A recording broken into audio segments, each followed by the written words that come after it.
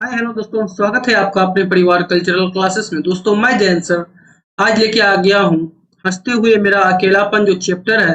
इस चैप्टर का objective question यानी कि वस्तुनिष्ठ प्रश्न। दोस्तों इससे पहले हम लोग लेखक परिचय किए हैं, उसके बाद जो है चैप्टर को पढ़े हैं बहुत ही शानदार तरीके से। ठीक दोस्तों, अगर आप लोग लेखक परिचय नहीं किए हैं या चैप्टर को नहीं पढ़े हैं तो जाके पढ़िए एक बार, उसके बाद आके ऑब्जेक्टिव क्वेश्चन बनाइए। इससे होगा कि आपका एक भी ऑब्जेक्टिव क्वेश्चन हो या सब्जेक्टिव क्वेश्चन हो, आपका क्वेश्चन नहीं छूटेगा। ठीक ना? तो चलिए दोस्तों शुरू करते हैं बिना विलंब किए हुए। तो चलिए एक बार अपने दोस्तों के साथ इस वीडियो को शेयर कर दीजिए ताकि आपका दोस्त भी इससे लाभान्वित हो सके और अच्छे से अच्छे अंक प्राप्त कर सके। तो चलिए शुरू करते हैं बिना विलंब किए हुए। पहला क्वेश्चन है हम लोगों के पास कि मलियज का जन्म कब हुआ था। चलिए दोस्तों हम लोगों के सामने ऑप्शन साक्षात प्रस्तुत है। 1935, 1928, 1982 या फिर 1920। चलिए आपको दिया जा रहा है कुछ क्षण, तब तक के लिए आप इसका आंसर कमेंट में दीजिए। तो चलिए दोस्तों आपका समय अब खत्म हो रहा है। तो इसका आंसर हो जाएगा मलियज का जन्म हुआ था 1935 ईस्वी में। कब हुआ था मलियज का जन्म? 1935 ईस्वी में। ठीक दोस्तों याद रखिएगा, बहुत ही शानदार क्वेश्चन है, कई मरतबा पूछा गया है बोर्ड में। ठीक ना? हो सके इस बार आपको पूछ दे, इसलिए जन्म और निधन जरूर याद कीजिए। ठीक ना? वैसे भी जितना भी ऑब्जेक्टिव क्वेश्चन बनेगा एक चैप्टर से, लेखक परिचय से हो या चैप्टर से हो, उसको दे दिया करेंगे आपको ऑब्जेक्टिव क्वेश्चन में। ठीक ना? बहुत ही इजी है, टेंशन लेना नहीं है आप लोगों को और शानदार तरीके से सिर्फ पढ़ाई को जारी रखना है। चलिए बढ़ते हैं आगे, देखते हैं नेक्स्ट क्वेश्चन क्या है हम लोगों के पास। दूसरा नंबर का क्वेश्चन है कि मलियज का निधन कब हुआ था। चलिए बताइए मलियज का निधन कब हुआ था दोस्तों। आपको दिया जा रहा है कुछ क्षण, तब तक के लिए आप इसका आंसर कमेंट में देने की कोशिश करें। चलिए इसका ऑप्शन से थोड़ा रूबरू होते हैं हम लोग। मलियज का निधन हुआ था, ऑप्शन दिया हुआ है कौन नंबर में, 1935 या फिर 1982 या फिर 1928 या फिर 1943। चलिए आपका समय अब हो गया है खत्म। मलियज का निधन हुआ था 1982 ईस्वी में। याद रखिएगा मलियज का निधन कब हुआ था, 1982 ईस्वी में। और मलियज का जन्म हुआ था 1935 ईस्वी में। बहुत ही इंपॉर्टेंट है यह दोनों क्वेश्चन। चलिए दोस्तों बढ़ते हैं आगे और देखते हैं नेक्स्ट क्वेश्चन क्या है हम लोगों के पास। चलिए नेक्स्ट क्वेश्चन बहुत ही शानदार है। कह रहा है क्वेश्चन कि मलियज का जन्म स्थान कहाँ है। चलिए बताइए मलियज कहाँ के रहने वाले थे, हिमाचल प्रदेश के या फिर उत्तर प्रदेश के या फिर उत्तर प्रदेश आजमगढ़ महुई के या फिर दिल्ली के यानी कि दिल्ली के। चलिए बताइए, चार ऑप्शन आपके सामने प्रस्तुत है, तो आप लोग बताइए कि मलियज का जन्म स्थान कहाँ है। चलिए आपको बता दें कि मलियज का जन्म स्थान है महुई आजमगढ़ उत्तर प्रदेश। याद रखिएगा मलियज का जन्म स्थान है महुई आजमगढ़ उत्तर प्रदेश। ठीक दोस्तों बहुत ही फेमस है, कई मरतबा पूछे गए हैं बोर्ड में। ठीक ना? हो सके आपको भी पूछ दे। एक एक क्वेश्चन बहुत इंपॉर्टेंट है, आप लोग जो है इसका जो आंसर होगा कमेंट में बताने का कोशिश कीजिए। ठीक चलिए बढ़ते हैं आगे, देखते हैं नेक्स्ट क्वेश्चन क्या है हम लोगों के पास। चौथा नंबर क्वेश्चन है, कह रहा है कि मलियज का मूल नाम क्या था। चलिए दोस्तों मलियज का जो मूल नाम है, हम लोग जब चैप्टर कर रहे थे तो बार बार मूल नाम से ही इसको जानते थे। ठीक तो चलिए मलियज का मूल नाम क्या है, आप जल्द से जल्द इसका आंसर कमेंट सेक्शन में बताइए। आपके आंसर्स का यहाँ पे बेसब्री से इंतजार कर रहा हूं मैं। तो बताइए कि मलियज का मूल नाम क्या था, हर्षुदयाल, शिवचरण, घनश्याम या भरत जी श्रीवास्तव। चलिए आपको बता दें कि मलियज का मूल नाम था भरत जी श्रीवास्तव। याद रखिएगा बहुत ही फेमस है यह। ठीक ना? कई मरतबा एग्जाम में जो है पूछा गया है। ठीक याद रखिएगा मलियज का मूल नाम भरत जी श्रीवास्तव। ठीक ना? समझ गए यहाँ तक? चलिए इसी के साथ बढ़ते हैं आगे, देखते हैं नेक्स्ट क्वेश्चन क्या है हम लोगों के पास। नेक्स्ट क्वेश्चन है पांचवा नंबर कि मलियज के माता जी की क्या नाम थी। चलिए बताइए प्रभावती, पार्वती देवी या फिर विद्यावती या फिर कल्याणी देवी। चलिए बताइए आप लोग कि मलियज के मम्मी की क्या नाम थी। चलिए कमेंट में जल्दी से बताइए फटाफट। ठीक ना? तो चलिए बहुत ही शानदार, मलियज की मम्मी का नाम था प्रभावती। क्या नाम थी मम्मी माता जी की? प्रभावती देवी। याद रखिएगा मम्मी का नाम प्रभावती। चलिए पिताजी का नाम देखते हैं। क्वेश्चन आ गया कि मलियज के पिताजी का क्या नाम था, जेठालाल या फिर त्रिलोकीनाथ वर्मा या फिर बादशाह या फिर गुल्ला। चलिए आपको दिया जा रहा है कुछ क्षण, तब तक के लिए आप इसका आंसर कमेंट में बताने की कोशिश करें। तो चलिए दोस्तों, आपका समय अब खत्म हो गया है। तो मलयज के पिताजी का नाम था त्रिलोकीनाथ वर्मा। ठीक ना दोस्तों, आप लोग धैर्य रखिएगा, संयम होके एक मतलब जो है क्या क्वेश्चन को देखिएगा, एकदम पूरा ध्यान देके, उसके बाद जो है ऑप्शन को भी बहुत ध्यान देके देखिएगा। ठीक ना, कभी कभी उलझन में आप लोग पड़ जाते हैं, तो आप लोग को उलझना नहीं है और जो सटीक है वही आंसर देना है। ठीक ना, तो मलयज के पिताजी का नाम था त्रिलोकीनाथ वर्मा और माता जी का नाम प्रभावती देवी, याद रखिएगा। बढ़ते हैं आगे, देखते हैं नेक्स्ट क्वेश्चन क्या है हम लोगों के पास। नेक्स्ट क्वेश्चन है कि मलयज किस विषय से एमए किए थे? संस्कृत से, हिंदी से, अंग्रेजी से या फिर उर्दू से? चलिए, आपके पास है क्वेश्चन, तब तक के लिए आप इसका आंसर कमेंट में देने की कोशिश करें। ठीक दोस्तों, चलिए, एमए का मतलब होता है मास्टर ऑफ आर्ट्स। ठीक दोस्तों, यह एक मास्टर डिग्री होता है। मलयज जो थे किस विषय से एमए किए थे? तो अंग्रेजी विषय से एमए किए थे मलयज जी। ठीक दोस्तों, मलयज अंग्रेजी विषय से एमए किए थे, ध्यान रखिएगा। चलिए बढ़ते हैं आगे, देखते हैं नेक्स्ट क्वेश्चन क्या है हम लोगों के पास। नेक्स्ट क्वेश्चन है हम लोगों के पास कि मलयज किस विश्वविद्यालय से एमए किए थे? चलिए दोस्तों, एमए किए होंगे तो किसी विश्वविद्यालय से ही किए होंगे। चलिए बताइए कि वह किस विश्वविद्यालय से एमए किए थे? बताइए, पटना विश्वविद्यालय से, पूर्णिया विश्वविद्यालय से या फिर भागलपुर विश्वविद्यालय से या फिर इलाहाबाद विश्वविद्यालय से? तो चलिए दोस्तों, हमारे मलयज साहब जो थे यानी कि भरत जी श्रीवास्तव जी जो थे, कहाँ से ताल्लुकात रखते थे? इलाहाबाद उत्तर प्रदेश से। तो इसीलिए इलाहाबाद विश्वविद्यालय से इन्होंने एमए किए थे, याद रखिएगा। इस पे दो क्वेश्चन आपका छुपा हुआ है, एक तो यह कि किस विश्वविद्यालय से एमए किए थे और दूसरा यह कहाँ के रहने वाले थे, याद रखिएगा, बहुत ही फेमस है। बढ़ते हैं आगे, देखते हैं नेक्स्ट क्वेश्चन क्या है हम लोगों के पास। आइए क्वेश्चन को देखते हैं। 9वां नंबर क्वेश्चन है हम लोगों के पास कि मलयज का अभिरुचि निम्न में किस चीज पर था? ड्राइंग और स्केचिंग पर या फिर संगीत पर या फिर कला प्रदर्शनी एवं सिनेमा पर या इनमें से सभी पर मलयज जी का अभिरुचि था? बताइए किस पर था। ठीक है, आपको दिया जा रहा है क्वेश्चन, तब तक के लिए आप इसका आंसर कमेंट में बताने की कोशिश कीजिए। ठीक दोस्तों, तो चलिए दोस्तों, आपका समय अब हो रहा है खत्म। आपको बता दें कि मलयज की अभिरुचि इन सबों में थी, मतलब ड्राइंग में भी थी, संगीत में भी थी, कला प्रदर्शनी एवं सिनेमा में भी थी, यानी कि इनमें से सभी इसका आंसर हो जाएगा। अभिरुचि याद रखिएगा, कई मरतबा पूछा गया है ये क्वेश्चन। ठीक ना, हो सके आपको इस बार भी पूछ दे कि चलिए बताइए बच्चे लोग, मलयज का अभिरुचि निम्न में किस चीज पर था? तो ड्राइंग और स्केचिंग पर, संगीत पर, कला प्रदर्शनी एवं सिनेमा पर या इनमें से सभी को दिया जाएगा। ये सब ऑप्शन दिया जाएगा, आपको बताना है, क्योंकि हम लोग बहुत ही शानदार तरीके से पढ़े हैं, तो इसलिए आपको दिक्कत नहीं होना चाहिए। चलिए बढ़ते हैं आगे, देखते हैं नेक्स्ट क्वेश्चन क्या है हम लोगों के पास। नेक्स्ट क्वेश्चन यही है हम लोगों के पास कि लहर कविता का विशेषांक कौन है? विशेष अंक को कौन धारण किया है लहर कविता में, यानी कि किसकी रचना है लहर कविता? लहर कविता को लिखा किसने है? मलयज ने, भगत सिंह ने, लांबर सिंह ने या फिर महात्मा गांधी जी ने? चलिए आपको बता दें, लहर कविता का जो विशेषांक है वह मलयज जी हैं, भरत जी श्रीवास्तव। लहर कविता का विशेषांक कौन है? मलयज जी है, याद रखिएगा। चलिए बढ़ते हैं आगे, देखते हैं नेक्स्ट क्वेश्चन क्या है हम लोगों के पास। चलिए 11वां क्वेश्चन है हम लोगों के पास, निम्नलिखित में से मलयज की कविता कौन सी है? चलिए आपको बता दें कि मलयज अपने जीवन काल में मात्र 2 ही कविता लिखी है। तो चलिए बताइए कि आपको कहाँ आ रहा है 2 कविता नजर? आप लोग फटाफट से इसका आंसर कमेंट में बताने की कोशिश करें दोस्तों। चलिए, पुत्र वियोग, यह उसका कविता नहीं है।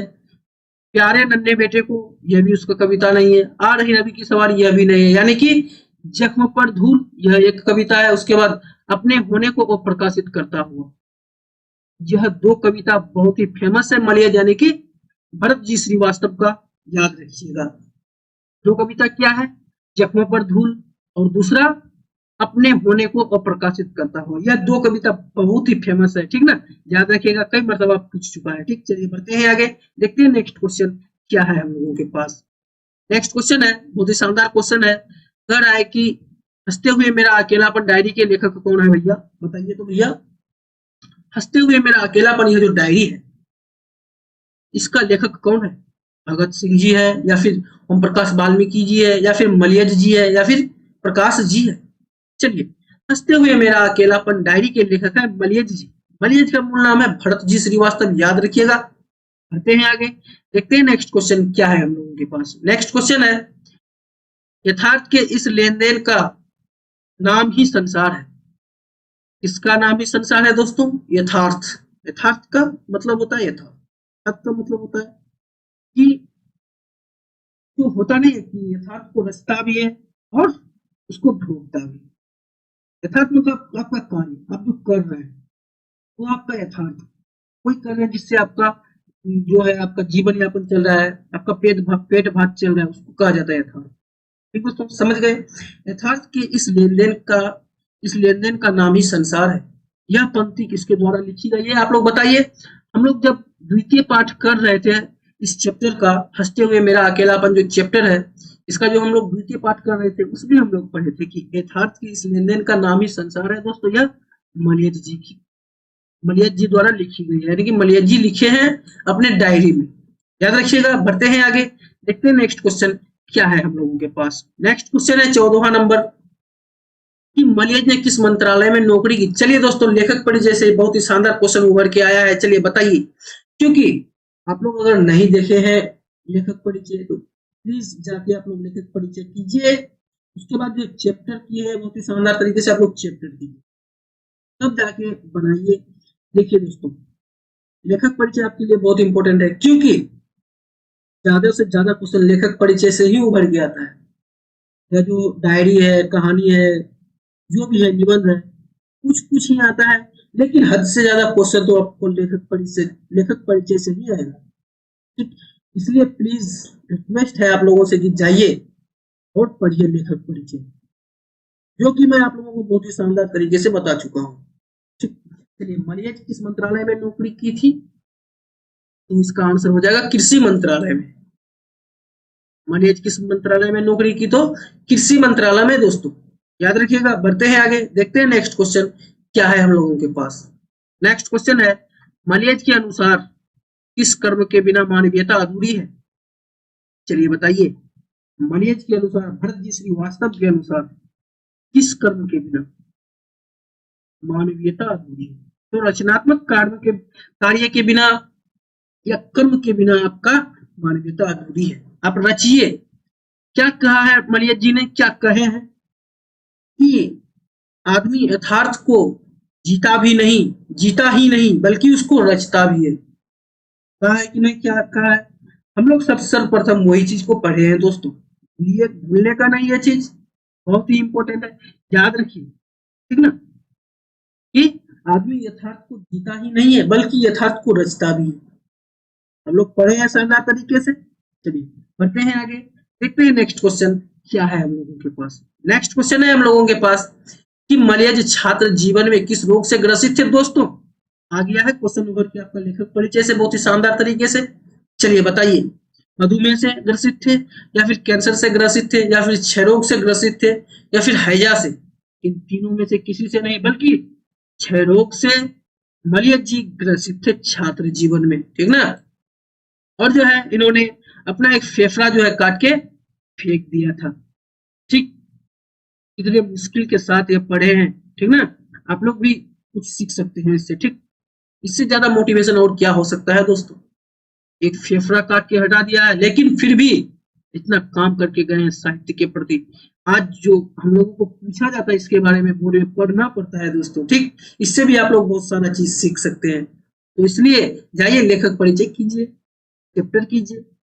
अब आपको देखने को मिलेगा कि क्या हो रहा है साहित्य में, क्या करके गए हैं हमारे पूर्वज। ठीक, चलिए आगे बढ़ते हैं, देखते हैं नेक्स्ट क्वेश्चन क्या है हम लोगों के पास। नेक्स्ट क्वेश्चन है कि सेब बेचने वाली लड़की की आयु कितनी थी।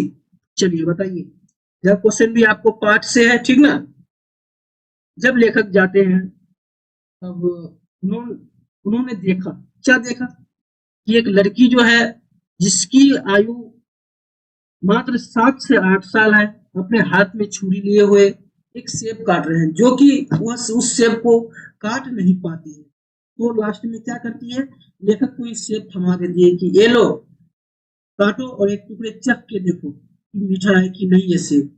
ठीक दोस्तों, का आंसर हो जाएगा लड़की की उम्र थी 7 से 8 वर्ष, यानी कि 7 से 8 साल। याद रखिएगा। बढ़ते हैं आगे, देखते हैं नेक्स्ट क्वेश्चन क्या है। नेक्स्ट क्वेश्चन है, सूचना केंद्र में लेखक को आकर्षित करने वाला अधेड़ व्यक्ति कौन था? चलिए आपको बता दें कि सूचना केंद्र पर जो लेखक को आकर्षित करने वाला अधेड़ व्यक्ति था वह था बलभद्र ठाकुर। उसी से परिचय हुआ था उसका। ठीक दोस्तों, इसका इस नाम से वह अपरिचित नहीं था, इससे वह परिचित था। और शमशेर सिंह बहादुर जी के यहाँ इसका किताब देखी थी, कौन? मलियत जी। ठीक ना, बहुत ही शानदार तरीके से दोस्तों इसको हम लोग पढ़े हैं, तो चैप्टर को आप लोग पढ़ लीजिएगा एक बार। चलिए बढ़ते हैं आगे, देखते हैं नेक्स्ट क्वेश्चन क्या है हम लोगों के पास। चलिए नेक्स्ट क्वेश्चन है 19वां क्वेश्चन है, कह रहा है कि निम्नलिखित में से कौन सी आलोचना मलियज की है? चलिए दोस्तों, आलोचना का मतलब समझते हैं आप लोग। आलोचना का मतलब यह नहीं होता है कि आप उसमें आलोचना करें, मतलब उसमें आप सिर्फ गलतियां ही निकालें, गलतियां के साथ साथ जो सही है सही भी निकालना पड़ेगा, गलत है जो गलत निकालना पड़ेगा। आलोचना का मतलब होता है सही के साथ साथ गलत को भी निकालना, या गलत के साथ साथ सही को भी निकालना, जिसपे लिखा हुआ है जिसका आप आलोचना कर रहे हैं। ठीक दोस्तों, चलिए बताइए मलियज जी की कौन सी आलोचना है? भाषा विज्ञान, कविता के साक्षात्कार, या फिर रस सिद्धांत, या फिर इनमें से कोई? चलिए आपको बता दें कि मलियज जी की जो आलोचना है कविता से साक्षात्कार है। क्या है? कविता से साक्षात्कार। याद रखिएगा। बढ़ते हैं आगे, देखते हैं नेक्स्ट क्वेश्चन क्या है हम लोगों के पास। नेक्स्ट क्वेश्चन है कि पेड़ किस लिए काटे जा रहे हैं? चलिए आपको बता दें कि पेड़ मिलिट्री छावनी के द्वारा काटे जा रहे हैं। क्यों काटे जा रहे हैं? कि ईंधन के लिए काटे जा रहे हैं, जो जार आने वाले हैं और आगे के लिए भी काटे जा रहे हैं, यानी कि पेड़ जो काटे जा रहे हैं ईंधन के लिए काटे जा रहे हैं। याद रखिएगा। चलिए आगे देखते हैं नेक्स्ट क्वेश्चन क्या है हम लोगों के पास। नेक्स्ट क्वेश्चन है, कौन सी रचना मलियज की है? रसातल यात्रा, हुंकार, सदियों का संताप, या फिर जख्म पर धूल? चलिए दोस्तों, हम लोग अभी पढ़े हैं जख्म पर धूल मलियज की रचना है, यानी कि मलियज की कविता है। याद रखिएगा, बहुत ही शानदार है, बहुत ही फेमस है, जख्म पर धूल। ठीक दोस्तों, बढ़ते हैं आगे, देखते हैं नेक्स्ट क्वेश्चन क्या है। नेक्स्ट क्वेश्चन है, मलियज ने जख्म पर धूल नामक कविता कब लिखी थी? चलिए दोस्तों बताइए, मलियज ने जख्म पर धूल नामक कविता कब लिखी थी? तो आपको बता दें 1971 ईस्वी में जख्म पर धूल नामक कविता को लिखा गया था श्री मलियज जी द्वारा। याद रखिएगा 1971। कितना ईस्वी में? 1971 ईस्वी में मलियज जी द्वारा जख्म पर धूल नामक कविता लिखी गई थी। हो गया याद। बढ़ते हैं आगे, देखते हैं नेक्स्ट क्वेश्चन क्या है हम लोगों के पास। चलिए देखो दोस्तों, क्वेश्चन है कि सुरक्षा कहाँ हो सकती है? चलिए हम लोग बहुत ही शानदार तरीके से पढ़े हैं। नो ही सुरक्षा आपको घर के भीतर हो सकती है, नो ही अंधेरे में हो सकती है, नो ही आपको भागने में आपकी सुरक्षा हो सकती है। सुरक्षा सिर्फ हो सकती है चुनौतियों को झेलने में। सुरक्षा कहाँ हो सकती है? मात्र एक चीज में, चुनौतियों को झेलने में आपकी सुरक्षा हो सकती है, अन्यथा कहीं भी नहीं हो सकती है। यह बड़े बड़े बुजुर्ग, बड़े महापुरुष कह कर गए हैं और यही सत्य है। आपका जो सुरक्षा हो सकती है चुनौतियों को झेलने में। कब तक आप भागते रहेंगे? कब तक आप डरते रहेंगे? इससे कुछ होने वाला है नहीं है। जब तक आप उसका डट कर सामना नहीं करेंगे तब तक कुछ नहीं होने वाला है। कि आप लोगों को यहाँ पे थोड़ा सहानुभूति मिलेगा, तो आप लोग सहानुभूति प्राप्त करने की कोशिश कीजिएगा। ठीक दोस्तों, बढ़ते हैं आगे, देखते हैं नेक्स्ट क्वेश्चन क्या है हम लोगों के पास। नेक्स्ट क्वेश्चन है 24वां नंबर क्वेश्चन है कि रचने और भोगने का रिश्ता कैसा होता है? तो द्वंदात्मक होता है दोस्तों, यानी कि दो तरीके से होता है। द्वंदात्मक मतलब होता है संघर्षपूर्ण, संघर्ष के साथ रचता है और भोगता है। वह रिश्ता कैसा होता है? द्वंदात्मक होता है। याद रखिएगा, द्वंदात्मक जो है जो रिश्ता है यह रचने और भोगने का रिश्ता है।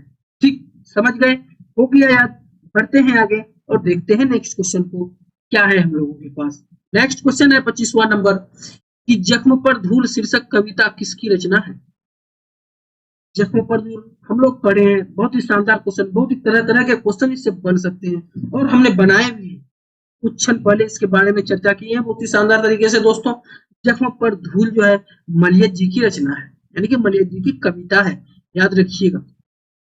इसका आंसर हो जाएगा घ नंबर मलियत। बढ़ते हैं आगे, देखते हैं नेक्स्ट क्वेश्चन और आज का लास्ट क्वेश्चन। लास्ट क्वेश्चन है हम लोगों के पास 26वां नंबर कि 1995 ईस्वी में परिवेश सम्मान किसे प्राप्त हुआ। क्वेश्चन क्या है, परिवेश सम्मान 1995 ईस्वी में किसे प्राप्त हुआ था। तो ओम प्रकाश वाल्मीकि जी को प्राप्त हुआ था। बहुत ही शानदार क्वेश्चन है, ठीक ना, याद कर लीजिएगा आप लोग कि 1995 ईस्वी में परिवेश सम्मान ओम प्रकाश वाल्मीकि को प्राप्त हुआ था। अगर आप लोग कहिएगा कि सर हम तो यहाँ मलियत जी के बारे में पढ़ रहे हैं तो यहाँ मलियत जी होगा, नहीं, ऐसा नहीं है, ठीक ना। 1995 ईस्वी में ओम प्रकाश वाल्मीकि जी को परिवेश सम्मान मिला था। ठीक दोस्तों, तो दोस्तों आज हम लोग जो है इस चैप्टर को पूरी तरह से समाप्त कर चुके हैं। किस चैप्टर को, हंसते हुए मेरा अकेलापन चैप्टर को। दोस्तों आपको अगर कहीं भी दिक्कत हो, आपको लेखक परिचय में दिक्कत हो या फिर चैप्टर में दिक्कत हो या फिर ऑब्जेक्टिव जो भी हम लोग किए इसमें अगर दिक्कत हो तो आप लोग से रिक्वेस्ट है कि आप लोग कमेंट करके जरूर बताइएगा। कहीं जहां भी आपसे गलती हो, आप लोग समझ नहीं पा रहे हैं या हमसे भी कोई गलती हो गया तो कमेंट में जरूर बताइए, ठीक है। इससे जो है हम मोटिवेट होंगे आप लोगों से और अगले बार अच्छे से अच्छे तरीके से आप लोगों को पढ़ाने की कोशिश की जाएगी। ठीक दोस्तों, तो चलिए दोस्तों, अगर आप लोगों को अगर आंसर देखने में या आंसर बनाने में कोई भी दिक्कत होती है तो यहाँ पर बहुत ही शानदार तरीके से उत्तर को दिया गया है, आप लोग इस यहाँ पे आके देख सकते हैं। ठीक दोस्तों, तो चलिए, अगर आप लोग अब तक यह सारे प्लेटफॉर्म से नहीं जुड़े हैं कल्चरल क्लासेस के तो जाके जुड़ जाइए और बहुत सारे लाभ उठा सकते हैं। ठीक दोस्तों, तो चलिए दोस्तों, इसका पीडीएफ जो है आपको डिस्क्रिप्शन बॉक्स में मिल जाएगा, फ्री है सब कुछ, जाके डिस्क्रिप्शन बॉक्स अवश्य चेक करें। हर एक वीडियो का जो है, हर एक चैप्टर का जो है आपको पीडीएफ मिल जाएगा डिस्क्रिप्शन बॉक्स में। किसी चीज के बारे में आपको टेंशन लेने की बिल्कुल भी जरूरी नहीं। ठीक दोस्तों, तो चलिए दोस्तों, आज के क्लास को हम यही समाप्त करते हैं। अगर आप लोग यहाँ तक इस वीडियो को देख चुके हैं तो कर दीजिए इस वीडियो को लाइक, कर दीजिए जमकर अपने दोस्तों के साथ इस वीडियो को शेयर, और इस चैनल पर नए हैं तो इस चैनल को सब्सक्राइब करके बेल वाला आइकन जरूर दबा दीजिए। चलिए दोस्तों, फिर मिलते हैं कल नए उमंग के साथ, तब तक के लिए बाय बाय।